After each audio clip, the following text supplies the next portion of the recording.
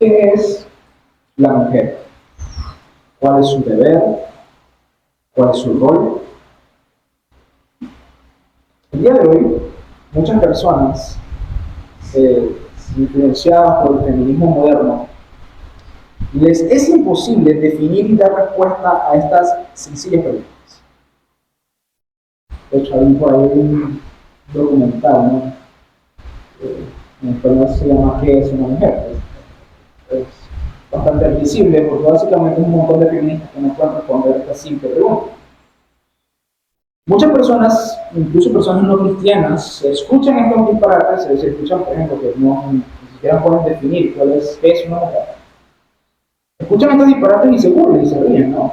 Pero estas mismas personas, muchos de ellos no creyentes, albergan dentro de su corazón rebeldía e inconformidad al diseño de Dios para la mujer. Es decir, a pesar de que aborrecen el feminismo, no significa que abracen el diseño de Dios para con la mujer. Incluso dentro del cristianismo, sorprendentemente, estas y otras preguntas similares, por ejemplo, ¿qué es una mujer?, ¿cuál es su deber?, etcétera, etcétera, pueden llegar a generar controversias, y controversias muy serias dentro de las iglesias. Hablar sobre este tema puede llegar a decir que, por ejemplo, si lo discute un hombre, casi siempre te puede llegar a catalogar como machista, como retrógrado, qué sé yo, un montón de cosas. Sin duda, esto, ¿no? Hablando del tiempo, hablando del contexto feminista que estamos viviendo actualmente en nuestra época, aunado al pecado en nuestros corazones, ha hecho que exista una clase de neblina o confusión, por así decirlo, ante la visión que tienen las mujeres en cuanto a sí mismas y también en cuanto a la iglesia referente a la labor de la mujer. Llegando no solamente al hecho de generar confusión, sino que este es un tema que de por sí nuevamente es uno de esos temas que son bastante claros en la Biblia. O sea, hay temas mucho más complejos, mucho más oscuros. El tema de la mujer ha llegado a ser un tema tan controversial que es casi imposible tratar en estos asuntos. Corregir a las mujeres en cuanto a su rol, o incluirlas, o direccionarlas, o hablarles de algunos temas que vamos a tratar el día de hoy en esta mañana. De hecho, hasta el punto de que incluso muchos de los temas que están en este punto, en este texto, se han catalogado simplemente como asuntos personales, ¿no? Como son cosas entre yo y Dios.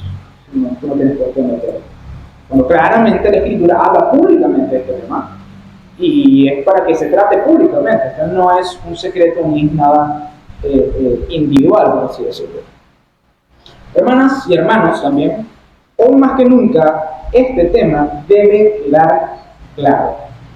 Este tema tiene que estar claro entre los creyentes. Y no solamente debe quedar claro, sino que también tiene que ser aceptado, tiene que ser representado, tiene que ser practicado de la forma correcta. Porque no basta con simplemente decir que no somos feministas, no basta con simplemente decir que aquí no hay pastoras o ancianas. Es necesario que entendamos lo que está detrás de todas estas instrucciones y que eso se acabe, se practique y realmente se llegue a representar la feminidad cristiana como la Escritura lo dice, y que la hermosura que en ustedes radique será el conformarse al diseño de Dios para sus vidas. Y esto, hermanos, tiene que aplicarlo, y hermanos también tenemos que aplicarlo sin miedo a que dirá el mundo, siendo fieles representantes del diseño de Dios, tanto para hombres como para mujeres.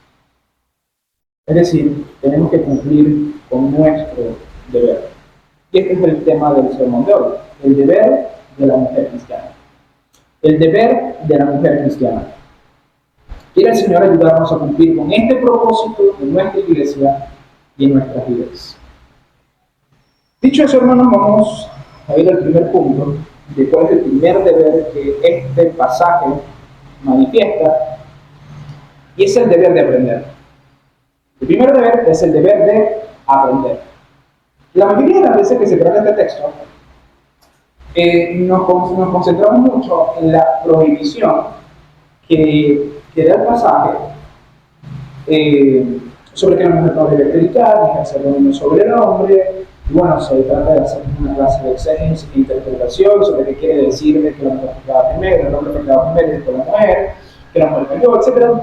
Hay mucha controversia, ¿no?, sobre este tema, hay mucha interpretación en diferentes asuntos. Pero se pasa por alto muchas veces cuando se lee este texto que lo primero que dice el apóstol Pablo es: quiero pues que las mujeres aprendan. Y nuevamente, si nos centramos tanto en el punto de que la mujer no debe predicar, no debe enseñar, no debe ser líder, ni pastora, ni anciana en la iglesia, que olvidamos que Dios está diciendo aquí específicamente a las mujeres que deben aprender, que deben recibir la doctrina, que deben escuchar la predicación y que deben crecer en conformidad al conocimiento que se demanda de ellas. Y esto puede ser curioso. ¿Por qué? Porque, bueno, hermanos, 1 Timoteo está dirigido a una iglesia en Éfeso, y la iglesia de Éfeso es una iglesia principalmente gentil. Usted dirá, ¿qué tiene que ver esto? Bueno, en las sinagogas las mujeres podían entrar y recibir la enseñanza de la ley. ¿Ok? No podían hablar, no estar calladas, etc. Pero podían escuchar las enseñanzas de la ley. De forma que una mujer judía podía tener cierto conocimiento religioso, podía tener cierto conocimiento de la ley, podía crecer en conocimiento. Las mujeres gentiles no podían hacer eso. Las mujeres gentiles no entraban a los templos a recibir enseñanzas, las mujeres gentiles no recibían educación sobre historia, cultura, filosofía, en absoluto. La única educación que se les daba era la educación que recibían de sus padres en el hogar. No hay ninguna otra forma de educación para la mujer grecorromana. Y el día de ¿qué tiene que ver, hermanos? La iglesia de Éfeso es una iglesia gentil. Es una iglesia en la cual las mujeres que están recibiendo esta instrucción no lo veían a ellas como que, como estoy simplemente aprendiendo. Se les estaba dando un privilegio que no tenían en su antigua vida. Anteriormente, cuando ellas vivían como personas no cristianas, la mujer no tenía la oportunidad de recibir enseñanza de ningún tipo. De ningún tipo. Solamente la enseñanza del hogar. Y aquí, pues, Dios les estaba dando el deber de aprender. No solamente el privilegio, sino el deber. Es decir, no solamente pueden venir, sino que deben venir y aprender. Esto es muy importante. De hecho, esto es, por lo menos en el contexto gentil, era algo revolucionario en el buen sentido del término. Que las mujeres puedan desarrollarse, que las mujeres puedan pensar, que las mujeres puedan crecer en conocimiento, era una gran bendición para ellas.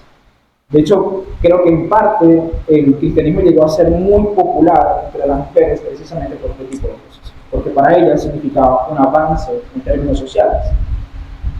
Sin embargo, esto no significa que se les daba la libertad de hacer lo que quisieran o actuar como quisieran dentro del punto público. De aquí que el apóstol Pablo especifique concretamente cómo la mujer debe aprender. Aquí dice que debe aprender con serenidad y con toda sumisión. ¿Ok? La palabra que se traduce aquí como serenidad, si usted la busca por ejemplo en la Reina Valera, se da cuenta que dice con silencio. O sea, la mujer debe aprender en silencio.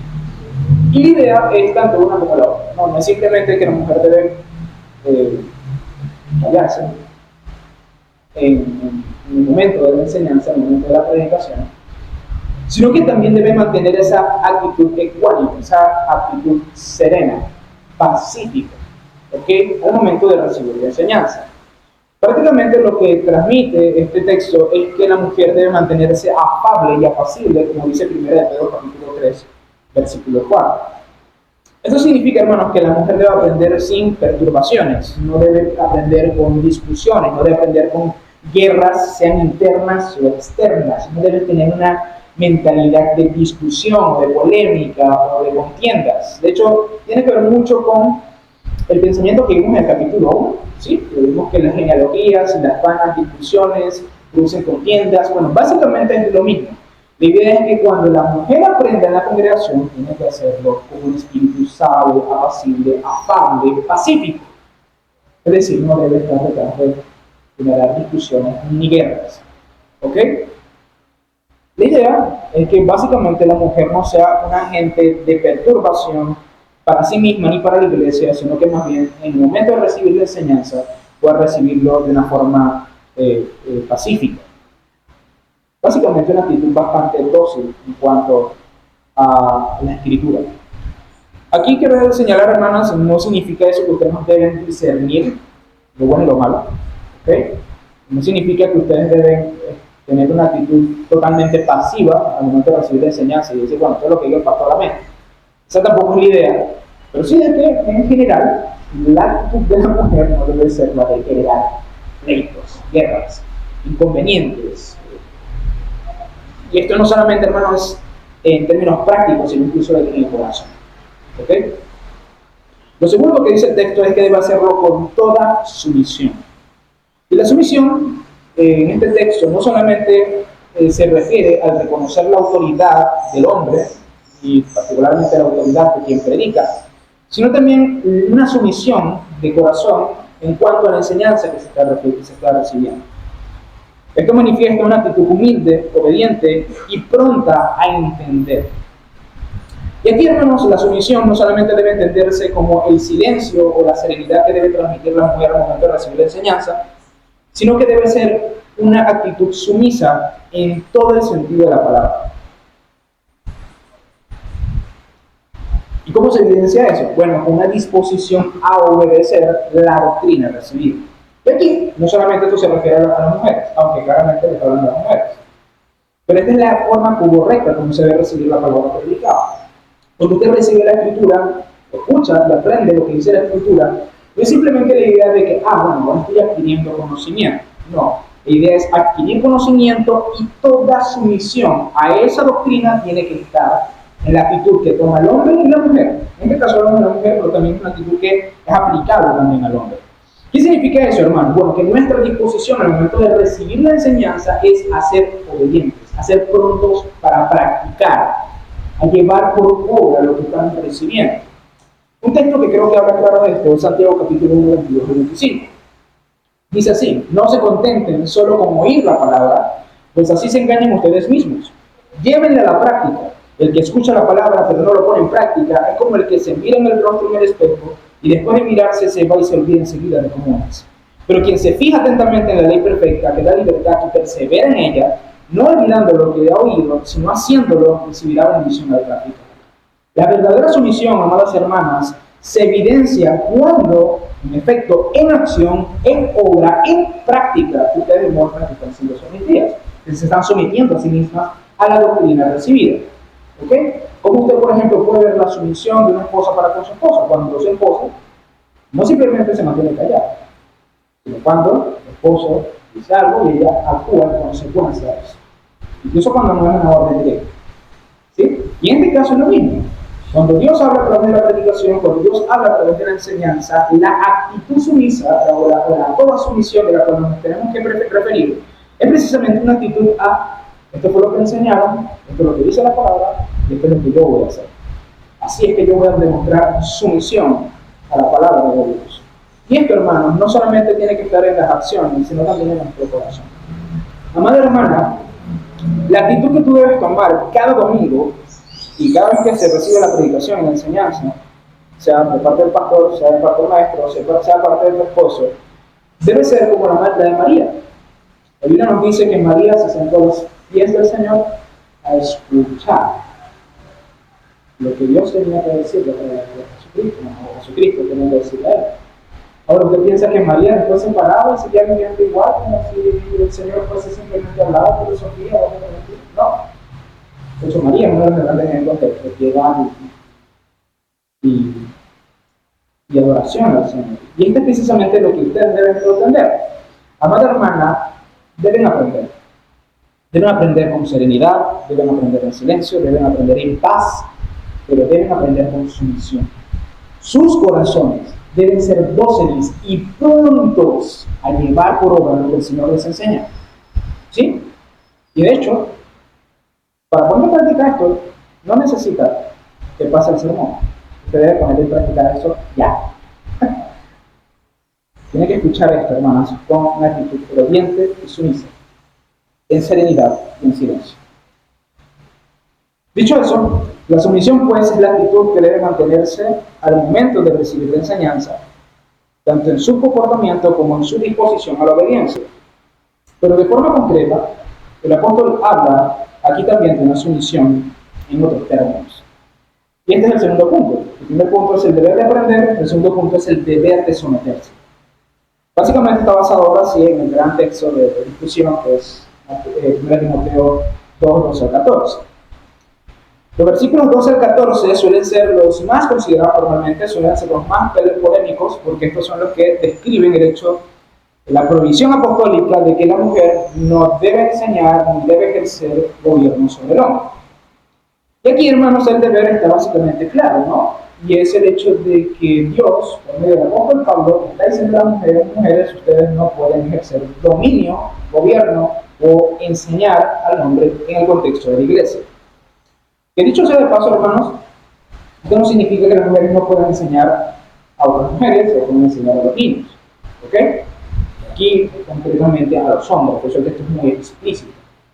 Lo que hace referencia es realmente que en el culto público, por lo menos en el sentido oficial de la estructura eclesiástica o de la jerarquía eclesiástica, si se podría decir, las mujeres no deben ostentar el rol de liderazgo o el rol de la enseñanza. Sin embargo, bueno, hay otros contextos en los cuales la enseñanza sí puede ocurrir. De hecho, la semana que viene voy a hacer ¿cómo decirlo? No quiero decirlo así, pero tengo que decirlo así porque la única forma que se me ocurre una ñapa en el sermón. Hago un sermón sobre la maestra del bien, que es en Tito capítulo 2. Hablar del rol de la maestra de mujeres, o de la maestra en un contexto de iglesia. Dicho eso, hermanos, vamos a ver ahora.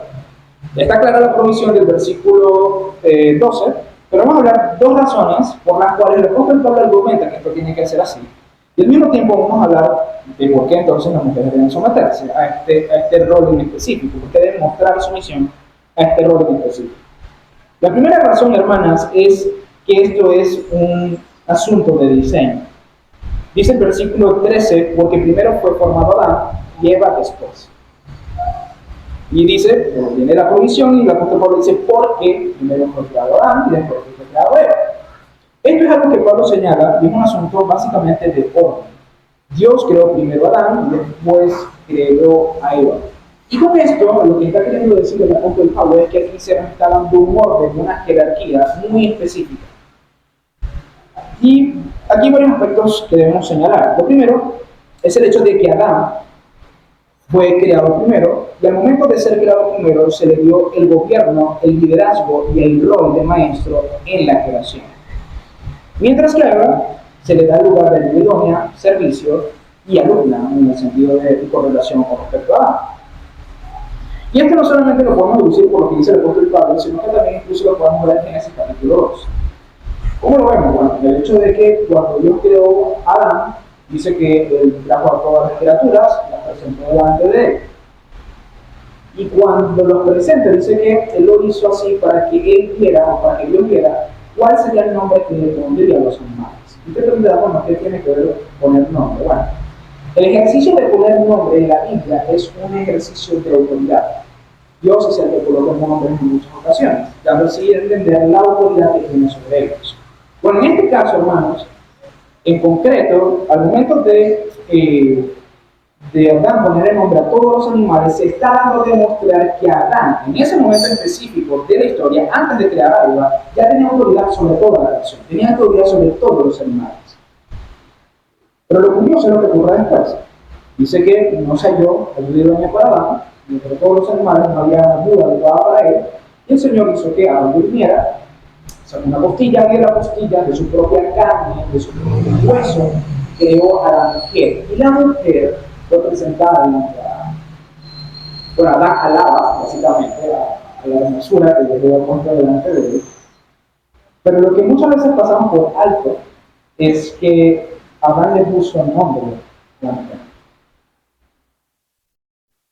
Y esto no quiero hacer una comparación entre los animales y Eva, porque no es mi idea.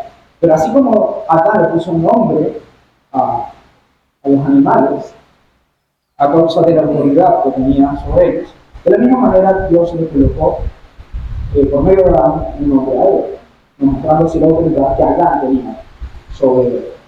De hecho, esto también lo podemos ver en Génesis capítulo 3, cuando Dios llama a cuentas primero a Adán y a Eva, precisamente por el hecho de que Él es la cabeza y es quien gobierna sobre él.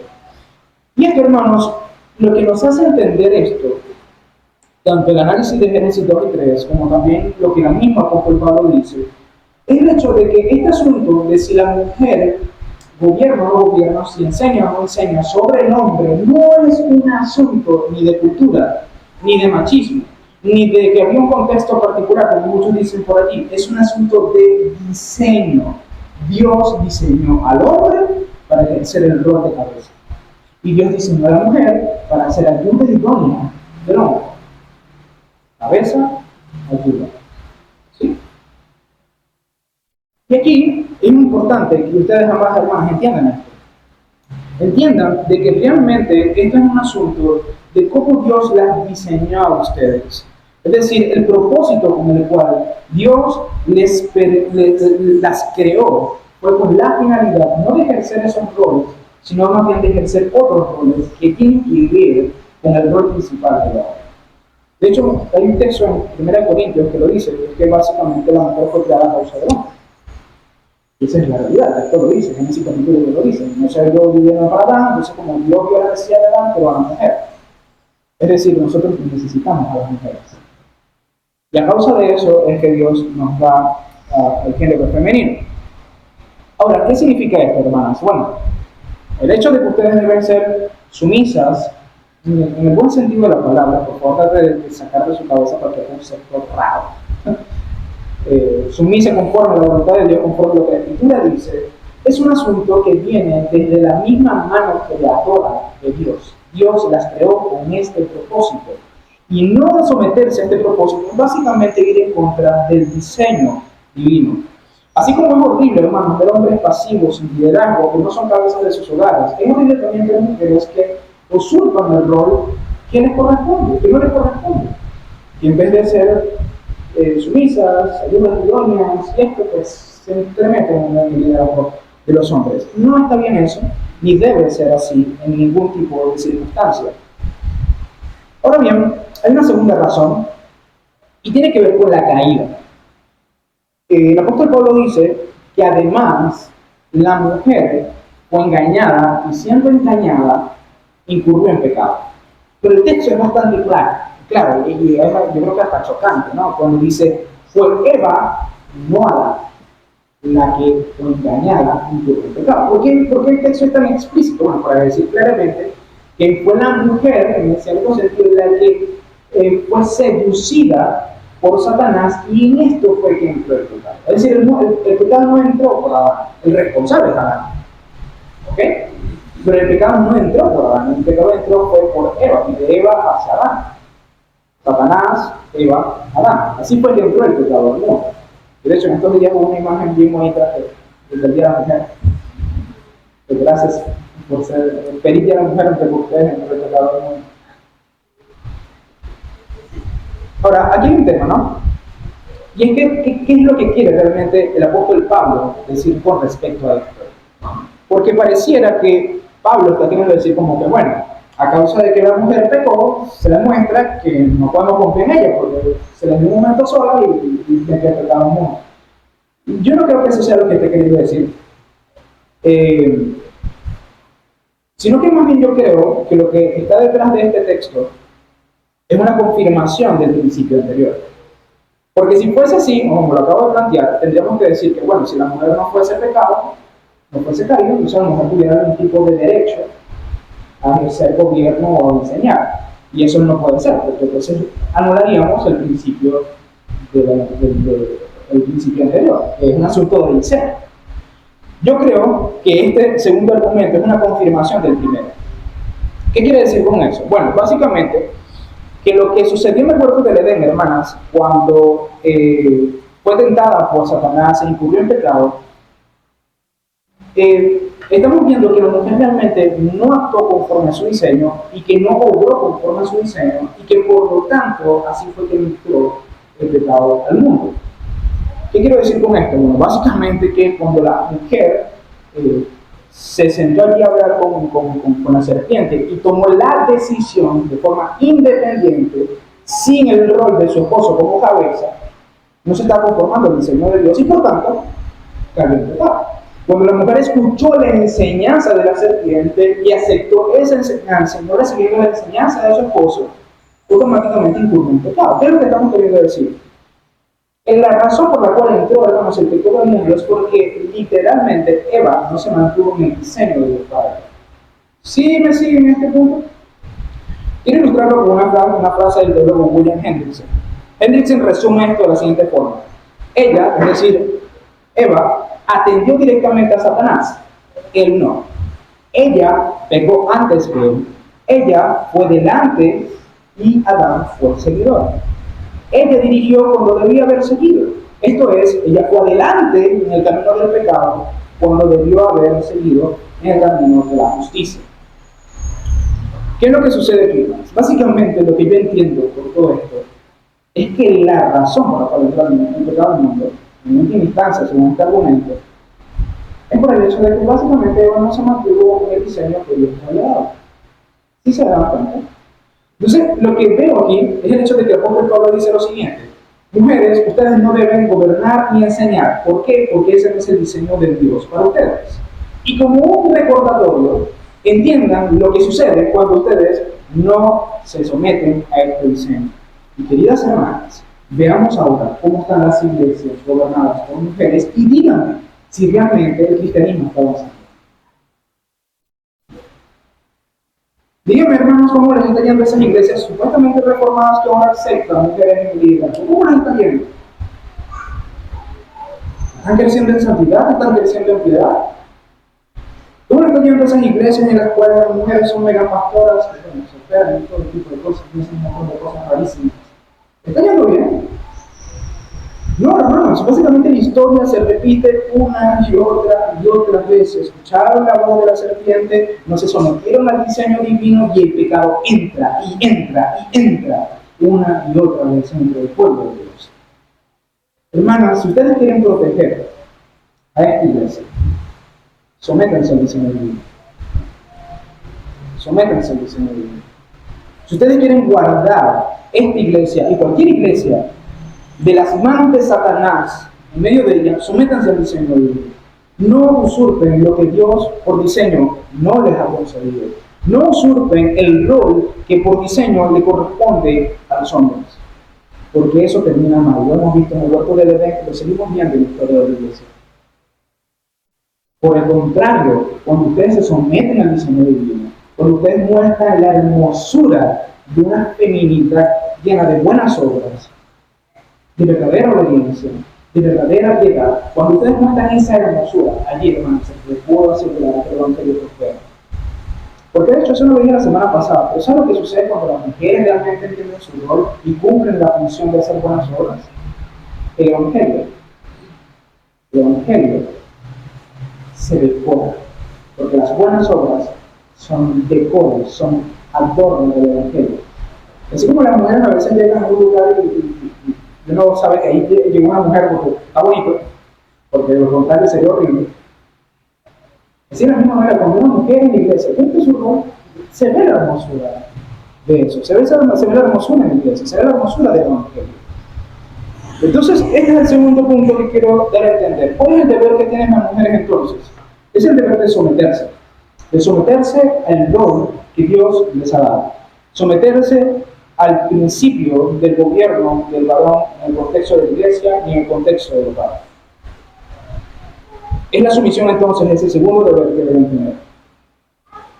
La sumisión entonces es una sumisión al diseño divino, que se evidencia en el no pretender ostentar orden de enseñanza y gobierno con respecto al hombre en el contexto de la iglesia. El tercer deber es el deber de vivir en la fe. El primero, recordamos, se me olvidó.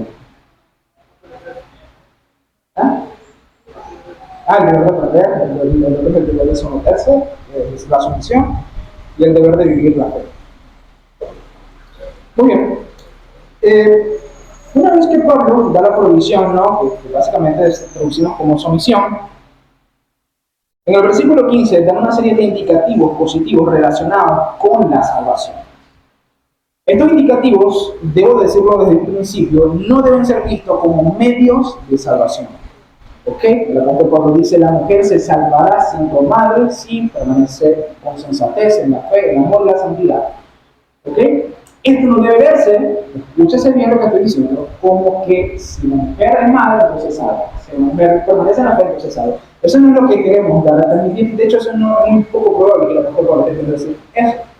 Lo que debemos entender, hermanos, es que los roles los imperativos que se dan en este texto, los indicativos que se dan en este texto, tienen que ver con la salvación de la mujer.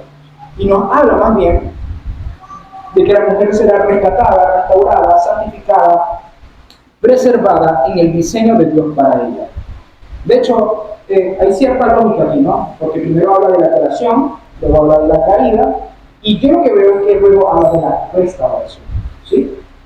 Creación, caída, restauración. La mujer será restaurada si permanece en este llamamiento a vivir su fe de forma particular.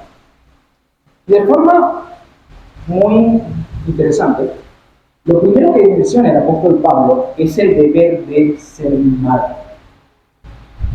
Es hermoso, es bellísimo. Eso es muy bonito. ¿Por qué? Porque esto realmente tiene mucha relación con lo que el apóstol Pablo ha venido desarrollando. Está muy ligado al propósito y al diseño de Dios para la mujer en el huerto del Edén. ¿Por qué? Porque cuando Dios creó al hombre y a la mujer, una de las primeras cosas que hizo fue darles una orden. ¿Cuál fue esa orden? Multiplíquense y llenen la tierra. ¿Cómo se iban a multiplicar? ¿Cómo iban a llenar la tierra? A través de hijos, a través de descendientes. Además de eso, nosotros vemos que en Génesis capítulo 3 se le da la promesa de que la mujer tendría un hijo que le daría Satanás. Esa es la promesa del Evangelio, básicamente, el protoevangelio. Es interesante, ¿no? Que el primer anuncio del Evangelio tenga que ver con el rol de la mujer como madre. Eso es muy curioso.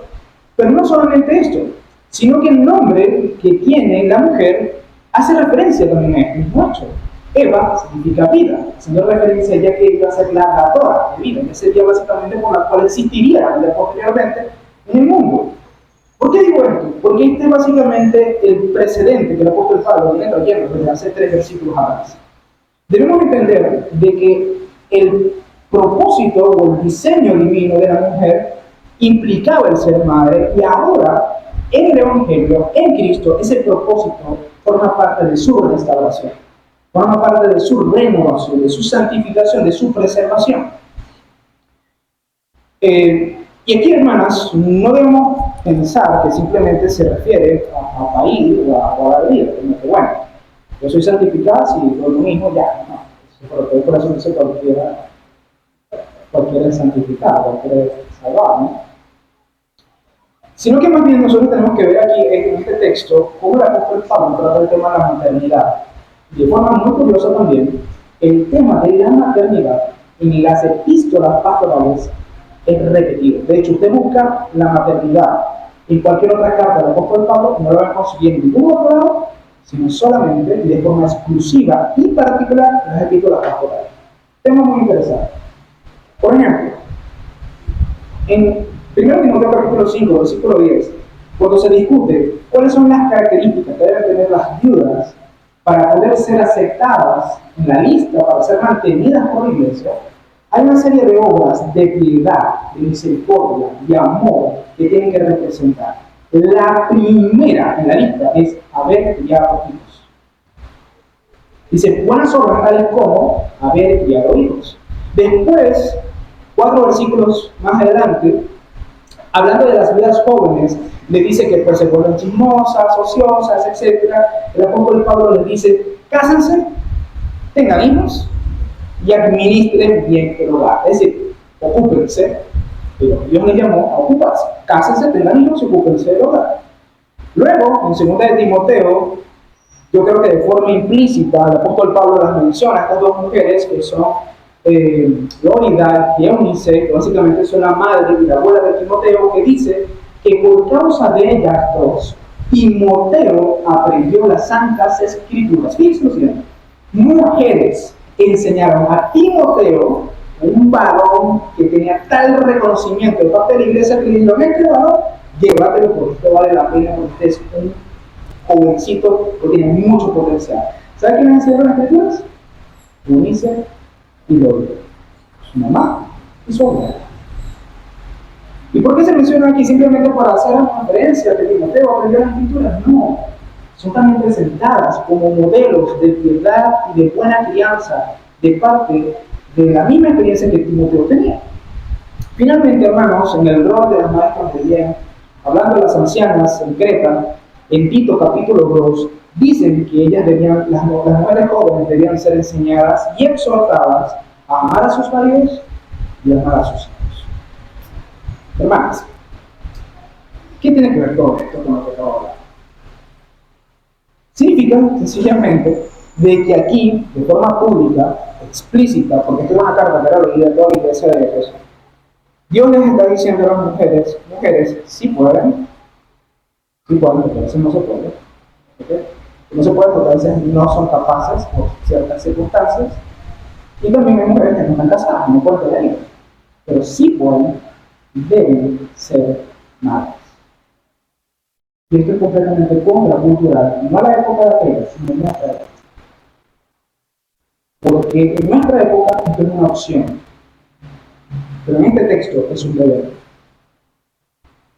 es un llamado dadas a las mujeres.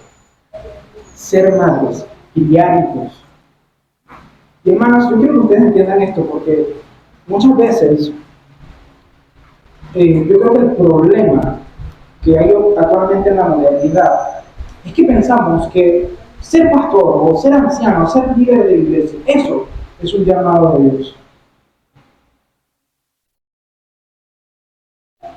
Hermanos, ser madres es un llamado de Dios. Es un llamado de Dios. Eso me recuerda a una mujer que decía, yo quiero ser pastora, yo quiero... De hecho, lo dijo en una época donde eso no era normal. Todos los apoyan a que se lo dijeron. Dice, bueno, mujer, ¿cuánto quiere enseñar? Quiero predicar. Mujer, ¿cuántos hijos tienes tú? Bueno, tengo 5. Bueno, ahí tienes una iglesia.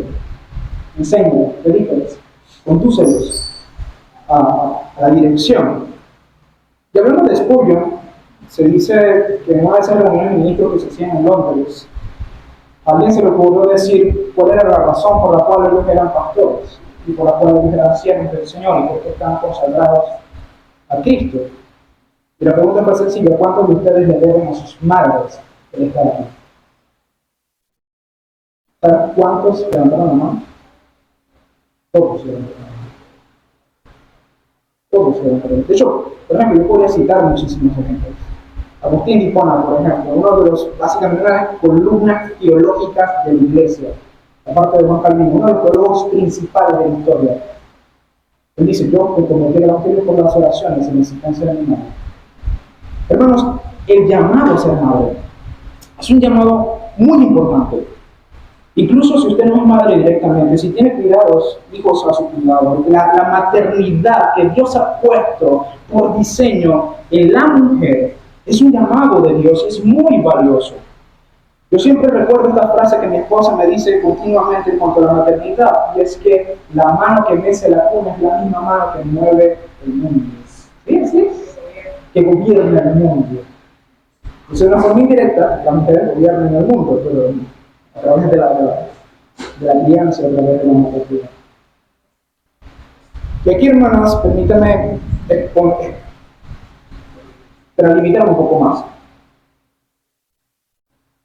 Porque yo veo con tristeza, con mucha tristeza, como entre muchos cristianos, pero particularmente cristianas, esta idea de la mujer se salvará siendo madre, básicamente no se entiende. Donde estamos teniendo una visión de la maternidad completamente opuesta a lo que la Escritura dice. Porque ya no ahora no es una tarea relacionada a nuestra salvación, sino simplemente una opción que, si yo decido sacrificarme, si yo decido tomarme la molestia, o si yo decido, no es así. Ahora los hijos ya no son una herencia del Señor, como dice claramente la Escritura, sino que son una molestia. La maternidad no es un área donde la mujer se salvará o será restaurada o será santificada, sino que es un yugo pesado que nadie quiere cargar. Donde la visión de una mujer con muchos hijos es una visión así como que, De hecho, mi mejor amigo Alfonso, que ahorita tiene 3 muchachas, y dice que él sale con las 3 muchachas para la calle, y la gente se le queda viendo y lo señala, y dice: mira, estás loco. Pero la imagen, hermano, de una mujer con muchos hijos se ve como una imagen como de terror, la gente de la grima. Pero ¿sabes que en el Salmo 128 habla de que una mujer bendecida, favorecida por Dios, y los frutos de alguien que teme al Señor es que será una vid llena de uvas? Pero ahora vamos a ver así, ¿no? Esa vid llena de uvas la grima, así como, wow, es un muchacho. Y la pregunta es cuándo nosotros dejamos de pensar acerca de la maternidad en los términos del Señor. Cuando la iglesia dejó de pensar en la familia, en los hijos y en la maternidad específicamente, en términos del Señor, en términos de la palabra de Dios. Y aquí, hermana, déjame decirte, ten cuidado de estar volviendo a escuchar a Satanás como Eva escuchó a la serpiente en el huerto de Edén. Nuevamente, ten cuidado de estar escuchando la voz del mundo, del pecado y del diablo, porque esos no son pensamientos de Dios, porque el Escritura es claro sobre este tema. Ten cuidado de estar volviendo a escuchar a la serpiente, porque puede ser seducida, porque puede ser engañada. Escucha la voz de Dios en su palabra, que sea Dios quien te dirija y que te diga que debes pensar sobre tu rol. ¿Qué tienes que pensar acerca de esta tarea? ¿Qué tienes que pensar acerca de lo que Él te llama a hacer?